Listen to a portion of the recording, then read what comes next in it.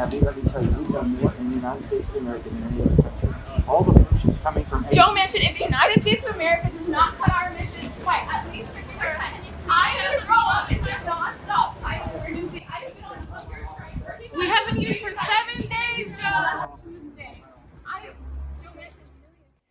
Those are the pleas of young climate activists Abby Leedy and Julia Paramo, trying to make their voices heard by telling Senator Joe Manchin why he should stop stalling the full passage of President Joe Biden's Build Back Better Act.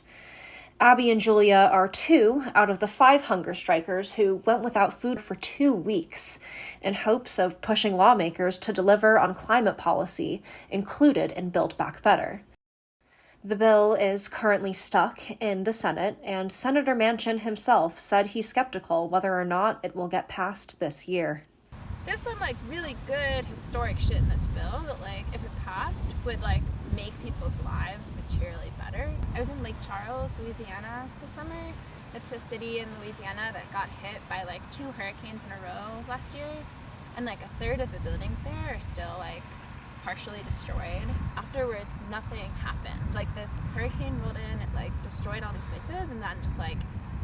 The government had no response. They had no plan. The buildings are still there. They're still destroyed. And I'm that program could employ people there to rebuild those buildings. And that's important.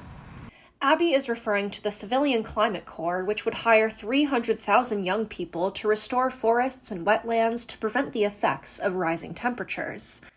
This could actually happen if passed through the Senate, among other provisions, like tax cuts for electric vehicles and utility companies falling subject to fines to clean up emissions produced through their work. But young climate activists are still not satisfied. Paul Campion, another climate striker, is one of them. Seeing Joe Manchin, who's a fossil fuel millionaire, a coal baron, be standing in the way of that progress. And in particular, we saw that he said he didn't want this clean electricity performance program to be in the budget reconciliation bill. And that's a centerpiece of Joe Biden's climate plan. And then Joe Biden was just okay, we will take it out, just because Joe Manchin didn't want it. And when we saw that, we were we need to, Joe Biden is not fighting for his own agenda. He's not delivering on his promises, and he's letting Joe Manchin rewrite his climate plan. And that's no way to be a leader. And that's no way to actually make real on the commitments that he's told the world that he's committed us to, of cutting emissions in half by 2030 in this country.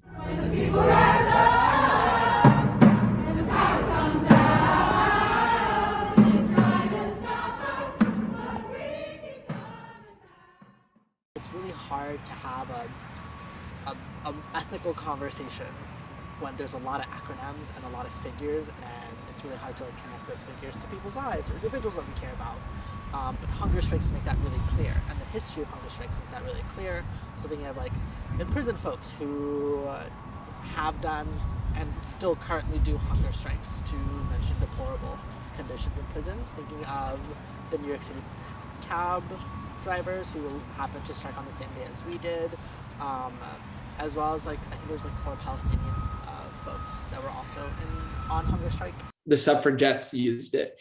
Mahatma Gandhi and Martin Luther King Jr. and Cesar Chavez and the folks in the IRA in Ireland. The hunger strike was a way of us just showing already hundreds and thousands of people have died and starved and have been displaced and had their homes burned or drowned in their basements in New York City with Hurricane Ida. Due to the climate crisis. So there's been so much suffering and pain already. And all of that, unfortunately, pales in comparison to what's ahead if we leave the climate crisis unabated. There's a quote that's the most common way that we give up our power is not realizing that we have it. The most power that any person in the United States has to make our lives better is to join with other people and build collective power and take direct action in the streets, challenging the government and challenging corporations. I want to live! Young people want to live!